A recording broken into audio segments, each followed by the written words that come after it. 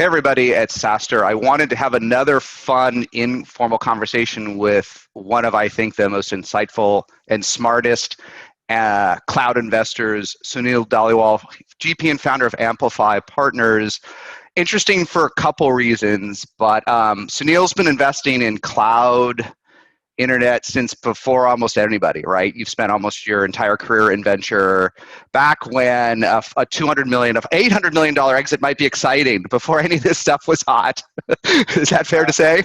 $800 million exit would be insane. Would be insane. It was one of the biggest firms around, and I think we had a $200 million fund, and people were like, I can't believe we're running $200 million in venture capital. Crazy, right? So not that many people have started so early in their career, so long in the space, and great investments that we know like Datadog and Fastly, and good at it. Beezer Clarkson just tweeted out that at least one of the Amplify funds was one of the top performing in the Sapphire portfolio. So that's a good thing. But even more interestingly, I got to know Sunil a bit informally, and I loved his somewhat skepticism of things in the industry, and his founder-centric view of things, which aligns with my values. So his insights I find very helpful. As an insider that's also founder-centric, that's a way that I think we all can learn. And so I kind of want to dig in on a few topics. He did just raise a $375 million fund. I don't want to do too much inside baseball, but it's a lot of money when back in the day at BAT or whatever, 200 seemed a lot. So we'll talk about that. We'll talk about fundraising during a pandemic. I want to talk a little bit about how ventures change, and then I want to talk about investing in a competitive space, because we love Datadog. As one example, I want to use it as a quick case study, but with 100 vendors in this space, how can founders compete in general and with VCs in a crowded space? But maybe let's kick it off. Talk about like 375 million. Is that a lot of money? And what does it mean to a founder? Like I read the press release. You guys have raised your fourth fund. What as a founder, what should I take away from that headline number? What does it mean to me? Yeah. So I think the headline numbers are confusing. I think you always want to put a little bit of context around them, and then they'll probably give you some actual data as opposed to just looking at headline numbers. So For us, the thing that's always managed the thing that's always mattered has been how much money is each investing partner managing? And you go in the Wayback Machine to 2012 when I started Amplify. Amplify 1 was me and $49.1 million, right? It was call it 50. So one person 50. And then over the course of that fund, I recruited in, who is effectively my co-founder. He runs Amplify with me, is Mike Dauber, and Mike and I together raised fund 2, and that was 125 million. So call that like 60-ish and change, 62. Yep. And then over the course of that fund, we had promoted up David Byer to partner and recruited Lenny Pruce away from Redpoint to join us, and we'd known Lenny from a long way back. And so when fund 3 went out, we were 4 people and 200 million bucks, and magically we were back at $50 million. And our current fund is actually 275. And we'll come back to the select fund in a second, but 275 is now divided amongst 5 of us, with Sarah Catanzaro also joining us or being promoted up to partner. So magically we've stayed right around 50, so 55 million this time around. So we've kind of stayed 50 to 60 per person. And if what you asked was, what should a founder think about that? I don't know if they should think anything of it. Yeah, that's the question, right? It may mean less than you think, right? Yeah, and I think, I guess if my strategy was to show up and to try and lead an $80 million round and write a $50 million check to do that, and you're like, wait a second, 275 divided by 5 people, your piece of that's probably 55. Like, this is the only deal you're going to do the whole fund? We're a small fund to go do that round. But what we always wanted to do is say, we're a Series Seed and Series A firm. When we're going to show up and write these checks that over time are going to be, 2 million, 10 million, whatever, then you start to think about having $50-ish million to deploy over the course of 2.5, 3 years as probably a more rational number. And, when you're talking about seed and A investors, for us, that felt right. For other people that are maybe micro funds, that seems like a ton of money to manage for a human. And for people that are maybe more A, B, C investors, they might go like, oh, I could go through 55 million bucks in a year. So it kind of depends on the strategy. Yep. Well, let's just press on one thing on that. So let's say I'm a founder. Let's say I want to raise $1 million or $2 million or $3 million. And those are more different than they sound, right? They could be stage dependent. Sure. So now let's just break this down for a minute. And your first fund was 50 million, 49.9. For 1 to 3 million, is a $30 million fund too small? Is 375 too big? So the interesting learning for founders is 375 is not too big, right? And why? How do I know how to do those boundary conditions when a fund's too small or too big to raise X millions? I'll do the quick fact clarification just to make sure we have it right, and I'll jump back. So our fourth fund is 275. And then we raised a separate vehicle alongside of it that's another 100 million, but that can only be, we only use that to do growth investments in our existing portfolio. Yeah, but I'm as a founder, I don't care. 375, but I'm with you. For inside baseball, it's a big difference. It's 275 and 100's extra money for the winners, right? For the next Datadog. And so to that end, you could say, look, if I got $1 billion or 100 or 50, why do I care as a founder? The thing you care about as a founder is two things. One is, how meaningful is this check going to be to that firm?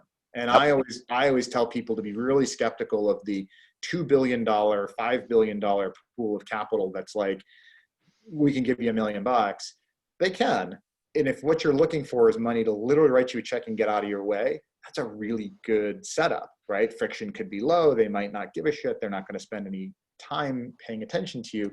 But if you're looking for engagement, that might not be the right strategy. In most cases, our experience, it is absolutely not the right strategy. So I think there's this engagement continuum where you have to understand how material a check is going to be to that firm you're taking money from. And if it's not that material, you should think carefully. You also should think carefully if like, hey, is this the biggest thing you've ever done? Like if we hit a single hiccup, are you all going to freak out because like the entire outcome of your firm is riding on our one investment? You know, there's a balance. So I'd say that whole thing is one continuum to look at, as to how well sized am I from a criticality. The other thing to think about, and this is inside baseball that's really important, is you should understand what that investor's posture is on following on, right? Because if I'm just doing $275 million fund for seed round and A round deals, you might go like, man, if you're only writing $3 million checks or $4 million checks on average, does that mean you're really going to do 90 deals out of this fund? And the answer is absolutely not. Like, that's not how we do it, because we reserve really aggressively and want to drive in more money in Bs and Cs and Ds and whatever. We put a lot of money into our companies over time, as is our design. And that changes the math too. And you got to know that about your investor to think about how you should or shouldn't be counting on them for the future. Let me ask you one follow-up on that, because I think it's an interesting thing for founders to think about. So you talked about, in essence, how much risk a fund would be taking on your investment, right? If it's a token amount of the fund, they're going to leave you alone, but they're not going to help. That's true, right? And if it's too much, it also can create some stress, right? What about, as someone who's gone from your own a solo GP fund in 2012 to a team, how does a founder think about a new partner? Right? Because on the one hand, it's exciting. And what I see a lot today is founders often bond with a new partner. I just came out of Stripe. I just came out of Datadog. I came out of Fastly. I'm an engineer. I love the guy that was the CTO of Fastly, who I'm making it up. I want him, right? Or her. And yet, what if it's their biggest check? Like, there's pros, but there's, how do I decide, if I could pick, do I want the more experienced partner or the new partner? What are the trade-offs there? The honest trade-offs. I think that's going to be very firm specific, and and I don't want to hedge too much. I think you are right. One of the issues you're pointing out is, hey, people who are maybe newer in their career don't get all the latitude that people who are more senior in their career or maybe more senior in a firm have. You know, when things are going, not as great as they should. There may be a shorter rope, so to speak, on your rope, and that's very reasonable, and it's real, right? I think there's a lot of great investors that are learning what they're doing, but they kind of don't have the full trust and credibility to do everything on their own. And to some people, that can be a risk to manage.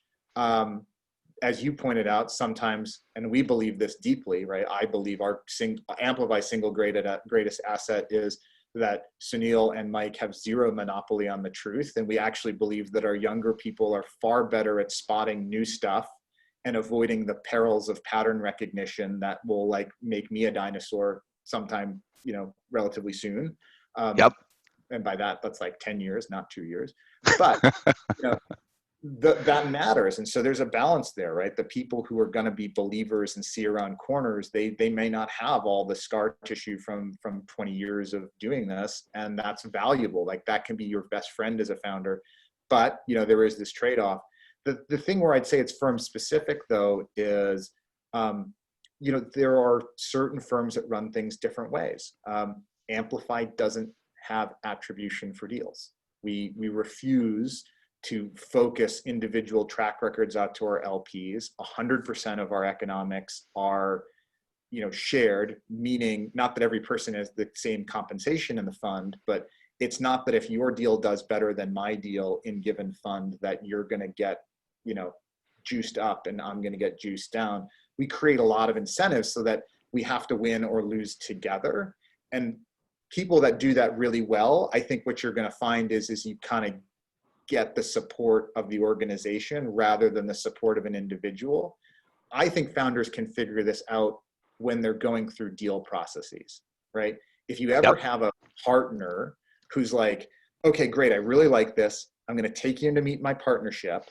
I need 2 hours with you before that meeting, and I'm going to tell you who's who and like which person's going to fall asleep and which person isn't going to get it and like how you're going to stage manage all these individuals. I always walk away from that going like, oh, this is really clear. You're on your own. And these people are just obstacles to be overcome. You will never talk to them again in your life. They will never know who you are. They might not even recognize you at the holiday party.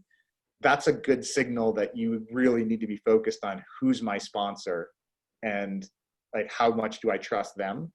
And other organizations, you're like, yeah, I've had 4 meetings and I've met literally everybody. And like, I get random interest from this person and this person is telling me that they can connect me. It feels a lot more that's a better signal that you're not kind of solely putting your chips on an individual. But it is hard to figure that out without a little bit of effort as a founder. Yep. So let me just summarize, and let's talk about fundraising like in COVID. Forget about Amplify, but industry-wide, because you deal with this with your portfolio, would you rather have a seasoned partner that can lose the money? Listen, you've got a pretty good track record. You don't want to, but you could write off a $10 million investment. It's not going to sink you personally, right? You're up. I think once a partner's up 9 figures or more, you can write off 5%, 10%, and like maybe they're cross funds, but it's okay. Would you rather have that person, not you, but but that maybe is skiing a little bit, or used to be skiing before COVID, or is less available? Or would you rather have the up and comer that maybe will leave and found their own Amplify? Like it's possible these days. Which one would you, just for fun, binary, which one would you pick today? Yeah, so I'll give you the answer and then I'll give you the rationale. I would always take column B. The up and comer, the up and comer. But it's not because they're the up and comer. I think that's a little bit of the false choice. What I think is inherent in what you're asking is, would I take the person that I love and really want to work with because I believe in them and they believe in me, or would I take the safe choice that I think like I'm going to manage some risk and I'm going to align with what I believe to be the most powerful individual? I think that's a losing game. I think that's a good insight. Take the believer over the power center, right? If you're an early stage company, at the end of the day is you need someone who will work their ass off and irrationally believe at the same time. And I don't think there's a more powerful combo when you get that individual on your side. They will be there to, like, a good investor will be there to buck you up personally when things look horrible. They will remind you why they put their ass on the line and their money at risk to believe in you. They will fall asleep thinking about your company and wake up thinking about your company, and hopefully not in a bad way, hopefully in a good way. Like, that all comes with someone who is a passionate believer. And so I would strike up and comer, but I would replace it with, like, would I rather have that person who's just all in on me and my company? I personally would take that every time, because I think that at the early stages of a company, that is literally what matters. Yeah, maybe even later, because when capital becomes more fungible, maybe I do want the one that wants it the most, but it's a good insight, right? Yeah, I think and this is maybe a broader conversation on how one raises capital and what's the value of different capital at different stages. Obviously, if you can get the whole package, right, they're the most senior person with the biggest stick, and they've got, like, 8 billion Twitter followers and a cult following, around the industry, and they are absolutely irrational believers in what you're doing and want to make you successful. Like, that's a great combo to have. But if you're making trade-offs, I think the place where you make trade-offs away from irrational belief and into some of those other things, it's easier at the later stages of a company when you're like, I got my business, I know what I'm doing, and we need to focus on scaling and executing in ways that it's going to take my team doing it, not you doing it. And what I really need is the capital, right? I always say, like, the capital you care the least about is the person who buys all your shares the day you sell your company. Like, you don't really care who that human is. Like, you care about the price. When you're doing like a follow-on offering in the public market, you care a little bit, right? Like, you don't want them to be someone who's going to stick their nose into your business and screw it up. And maybe when you allocate IPO shares, you care a teeny bit more because presumably they're longer. And, you keep tracing that continuum back to the earliest stages. At the earliest stages, you got to care the most. They're going to be closest to you. They will have an outsized influence over the life of the thing. And so, yeah, I would always be going, man, really go for the believer early. Really get that person who's just all in on you and your idea and is just gonna go for it with you. Whereas in the later stage, capital will look just more like capital. And the further out you go, that becomes more true. And there's certainly a continuum, but I do believe that. That's been informed by a lot of experience. Yep.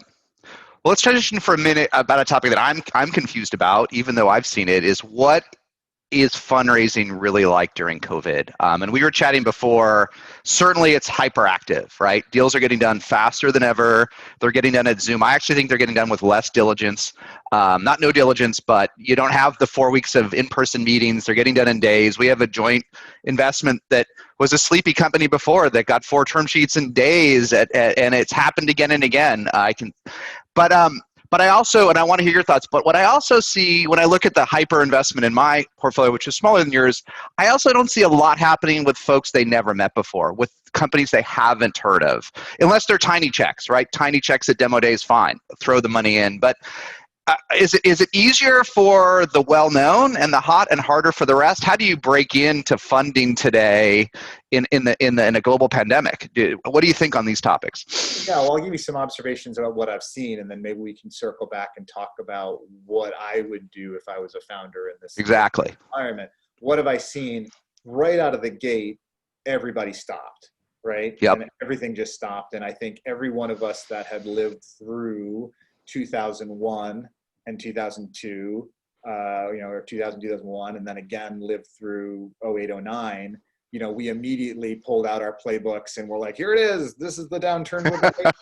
This is how you do it. Cut everything. The world's over. and like always, I think what we learned is that every adjustment correction problem is different than the last one. Like, there are some lessons to learn, but for the first few weeks, nobody did anything. Everyone was just like, prices are going to come down, things are going to get difficult, rein our cash in, focus on the portfolio, and that happened. And then there was this next phase where a bunch of people, and Amplify was included, we raised a very small opportunistic vehicle. It was big enough to go do 5 or 6 deals where we looked at our existing portfolio and said, these are all great companies. All of these companies probably have management teams that are a little bit more defensive and want to have more runway. And we normally wouldn't have opportunities to give them capital in any normal environment because it would be outside investors pushing in and they don't want to take the dilution. And we just showed up to 5 or 6 companies and said, if you can take more, we got it for you. And we closed 5 or 6 inside deals in a very short period of time. That speaks to what you're talking about, which is if you know them, right? If you have that relationship and you have that belief and you have that trust both directions, deals got done. And people, people in the market, entrepreneurs wanted capital, and people who had capital to invest were like, I want to go focus on the best assets that are out there. And I think you saw this all the way up to like, Silver Lake Partners writing a huge check into Airbnb saying, exactly. That's the canonical example, right? Just let's pick it. As long as I get a great deal, I'm in. Yeah, and it wasn't even a great deal. I think, they got a great deal, but I think a lot of people looked at it, and we talked about this too, was when I remember past downturns, past downturns didn't create fire sale prices for amazing companies, right? Amazing companies went from being horrendously impossible nosebleed valuations to like, all right, I guess I could live with that. And getting into like a great company with an, I guess I can live with that. Like, It's that's still a win. It's a win. Yeah. So I think a lot of people started behaving that way. We did this big survey of all the growth investors, the C round, D round investors, thinking about this for our own portfolio, saying, hey, what are you going to do? And it very quickly came down this dynamic you described, which is from management teams that we've met before, we've had that face-to-face, we've kind of seen the business over some period of time. Those are the companies that we're going to feel comfortable running a virtual process. And then we asked the question, like, could you ever do something entirely over Zoom from first meeting to close? Everyone was like, oh, hell no. And even the ones that were like, oh yeah, we would do that. We asked the question like, okay, well, has that happened in your own portfolio? Any new investors showed up for your companies? And they're like, oh no, it hasn't happened to us yet, but maybe we'll do it. That was maybe April, March, May we're talking about. I was certainly surprised by the fact that even that has gone even more liberal in that point of view in July, August, September, where it feels like, you know, when the public markets kind of rebounded and, you know, SPAC activity took off and there was just, you know, the capital interest in the innovation economy was as strong as it ever been. I think all those same dynamics came back. I do think it's still harder to raise capital with people you haven't met before. No doubt about that. Yep. But whereas at the beginning of COVID, the answer was no chance in hell, I think it very quickly changed over the summer to, if you got a good business, your business will speak for itself. And people are getting more comfortable with the idea of writing those checks to people where processes are virtual than they ever have. Like, just like a whole bunch of people said, I'll never hire remote. And all of a sudden they're like, I guess I can hire remote now. I think you're seeing the same thing in some investor behavior.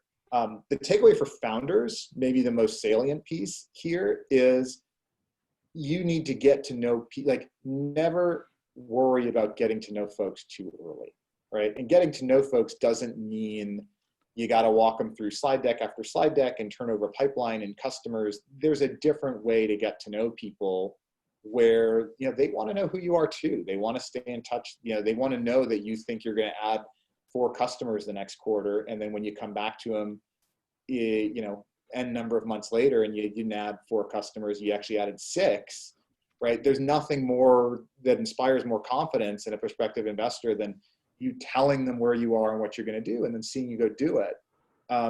That is more valuable than it's ever been, because you can't rely on, I'll get a whole bunch of people in a room really quickly and they'll all just decide on something.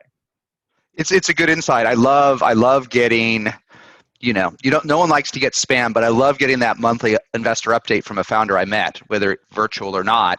And you just watch that metric, like that great investor update, right? And you see it. And that was always a winner before COVID, but you're right, everyone should do that. Like, if you're post metric and you meet whoever, Sunil or Jason or Eileen or Hunter, whoever, send that monthly investor update. They can unsubscribe. Don't do it. Maybe don't do it in MailChimp. I love MailChimp. Do it yourself. Yeah. And send it. But they'll tell you if they don't want it, but they want it. They're going to open that email. Send it in Mixmax. They're going to see it. And it's wonderful. Even over 3 or 4 months, it does build a relationship, right? Even if you didn't see them in person. That is the best hack of all.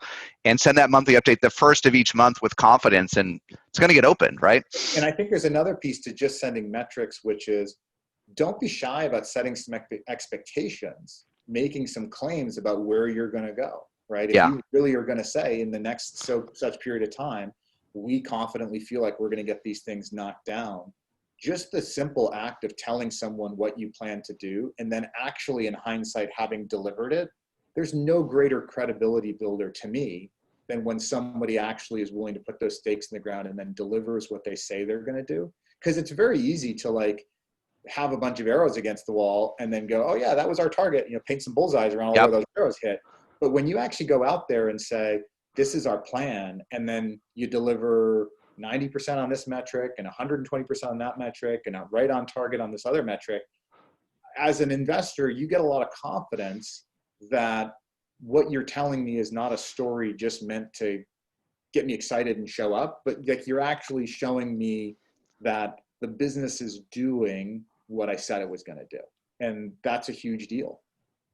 Yeah, it's a good insight. A related point, and then I want to spend our last couple minutes talking about Datadog as in crowded spaces. But the other reminder why, based on what you said and why I love that monthly emails, when I'm a founder, before I'd invested, when I was a founder, sometimes I feared I was almost wasting VC's time. I took my time seriously, but you'd roll up to Sand Hill and you'd wait for the receptionist, and he would get you a Perrier and sit you, and then you'd wait 20 minutes in the conference room and plug in your laptop. It wouldn't work. I felt like I was wasting batteries or Sequoia's time, but that's wrong. If an investor that has been doing this more than 1 week takes their time out to spend an hour with you, even a half an hour, they give a shit, right? They care, and they're going to if they're going to remember that meeting probably. And if you send that monthly update, there's going to be a connection, right? No one's wasting their time out there, right? And the VCs do care. They may only care about you as an object to make money, but remember they care. No one's wasting their time out there, are they? That meeting never happened. That Zoom it's going to end in 5 minutes if they don't care. So take advantage of that and show that you hit the goals you set out, and the interest will remain, right? I completely agree with that. And one of the great tools in the entrepreneur's favor is you have this, the update is asymmetrically in your favor from a time invested point of view, right? I can write that update once. I can deliver that to 25 people rather than taking 25 meetings. And of those 25 people, if 10 of them never open it, God bless. You just figured out 10 people not to spend a minute with. But for the 15 that do, and the 5 that write you back, and the 2 that are like, this is really cool, let's catch up an email. Like, what a fantastic way to optimize your own time and your own outreach, to really think about who gives a shit.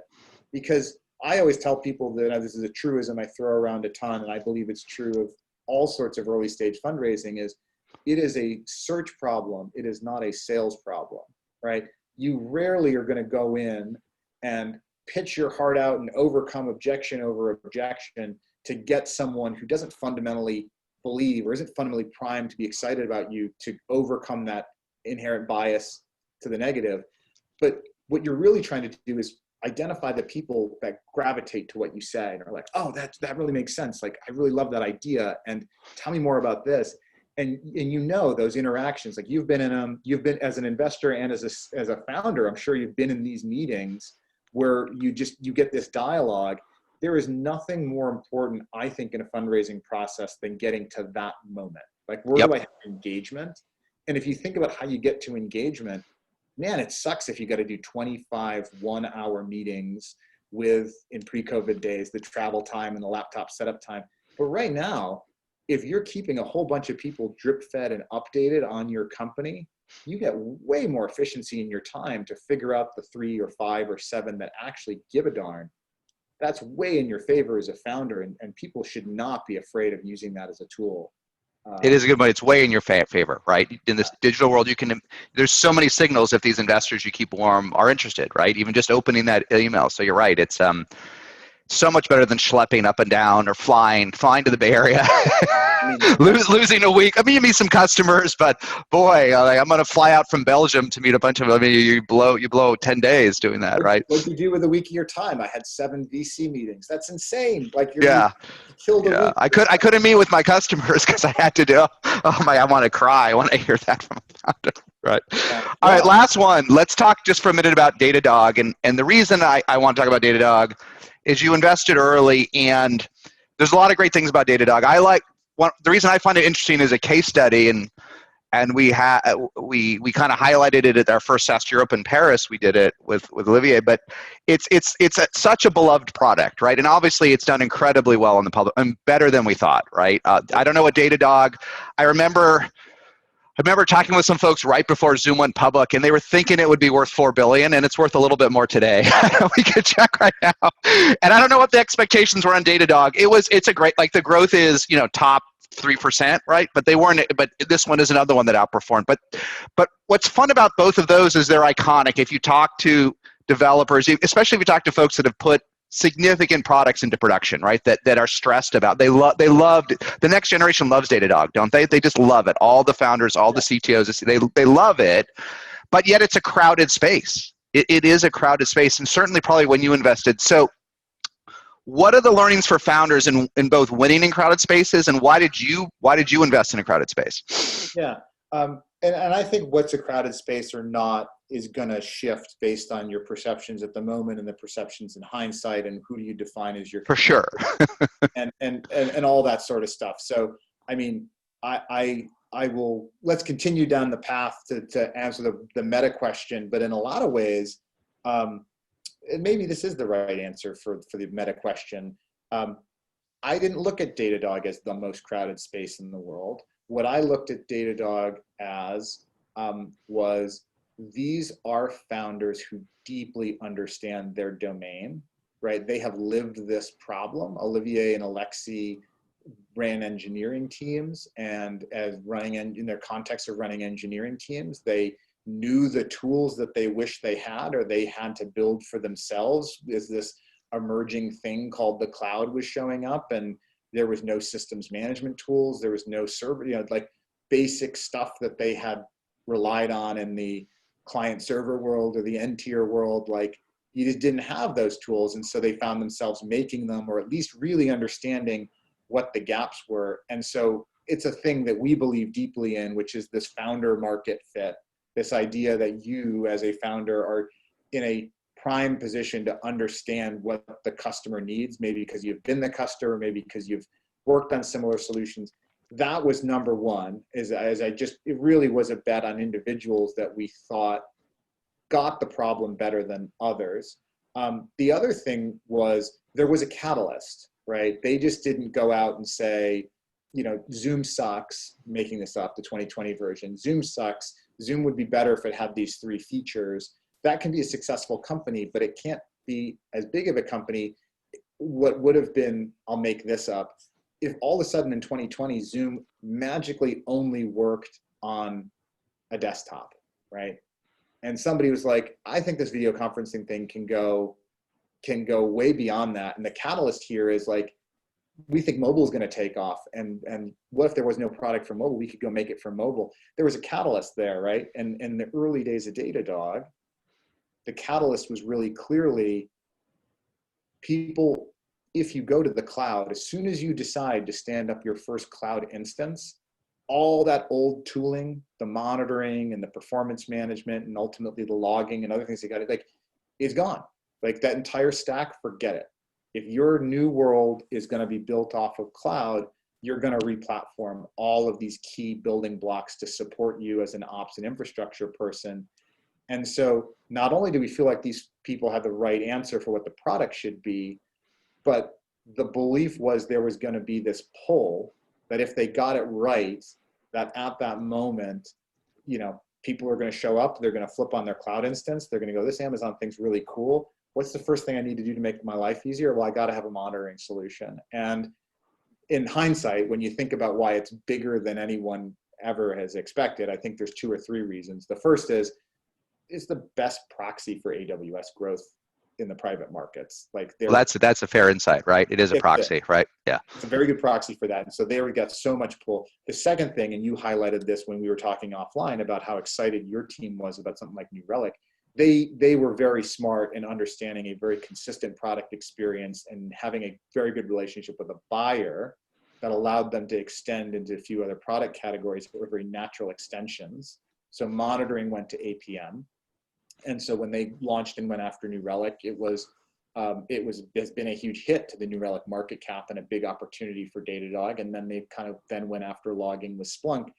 And I think another reason why they've grown is not just because the market size is so big in the market growth is so big in cloud, but because they have found really nice ways to extend into adjacencies. And this is like a big company move. This is not like a small founder move. Small founders should not be thinking about this in like the first couple of years of their company, first 10 For sure, but everyone gets there to build a billion in ARR. Everyone has multiple products, we've learned, right? So you've got to do it. And then I'd say the third thing, which was absolutely unclear at the time or unknown, is you just have founders who turn out to be execution animals. Like they are just really, really good executors and hirers and product thinkers, and they wake up and they fight to win every single day. And Datadog is a very execution oriented culture, and yep. They have taken the hand of cards that they were dealt and did every single thing right. Nah, not everything, but like they've made the right call many more times than they've made the wrong one. And that's, I don't know if they're what their market cap is now, 30 something $billion. It's an insane amount of money, especially for guys that probably raised their seed round at something like a 4 or a 5 cap. They've done every single thing right along the way in building a really efficient, scalable business. Yeah, that and maybe we could break on this. This is good conversation. That I forget what term you used. That insane commitment it's just it just turns out that's what builds the decacorn and the unicorn. It's not enough, but it's next level, right? If you want to go join a CEO or a company, look for that insane commitment, right? It really is true. It's not a trope. And you talk about what I think your term was founder product fit, or what's the term that you use? Yeah, founder market fit. I like it, but on the other hand, I almost feel like it's table stakes. Like I just know. No, like if you don't deeply understand your market, even if you weren't an engineer in the space, if you don't deeply understand the market, at least after 10 customers, it's a no. So I'm with you, right? But if you have to combine that with this insane level, next level commitment, right? It is so hard, right? I think there's a difference there between when you're writing a pre-product, pre-customer check and when you can actually talk to customers. Because you're right? With our mutual investment in Gorgias is not a place where Romain and Alex were like, we have lived the customer support problem so deeply and insanely. But once they got to the point where they had enough interactions with customers, they understood it as well as anybody. Before then, I would say there was a question as to how perfect they were for that domain. And they've really built that experience. But I think a lot of times when you're looking at particularly really technical products, putting yourself in my shoes, particularly really technical products, and very early before you even have, a beta product built, you do have to have a really deep level of confidence that those founders really have an understanding of the customer they're going after and the problem they're trying to solve for certain domains. And at least for us, has been a big recipe for why some of these companies have worked extremely well, and some of the ones in the portfolio that are still growing, why we think they've got this unfair edge. But that is our approach. It's not everyone's approach. There's no monopoly on ways that you can be a successful investor. Like one learning over 20 something years is that. So yeah, for whatever it's worth. Well, Sunil, this was great. We went really long, but I learned a lot. Congratulations on the new fund. No pressure, right? You only have to turn the 275 plus the 100. Let's see. Let's do some quick math. If you want a top decile fund, how many unicorns do you? We don't even want to think about how many unicorns you need in that fund, right? We got to return $1 billion, and if we're owning 15%, so here's to creating somewhere like $8+ billion of market value. In one fund alone. You have to have 8 unicorns to really hit the top decile performance. Founders, think about it's so much easier to be an investor than a founder, but 8 unicorns per fund is not easy. It is not easy. All right, with that, we'll break. Thanks for taking the COVID break. So we'll chat soon. Awesome talking with you, Jason. Bye.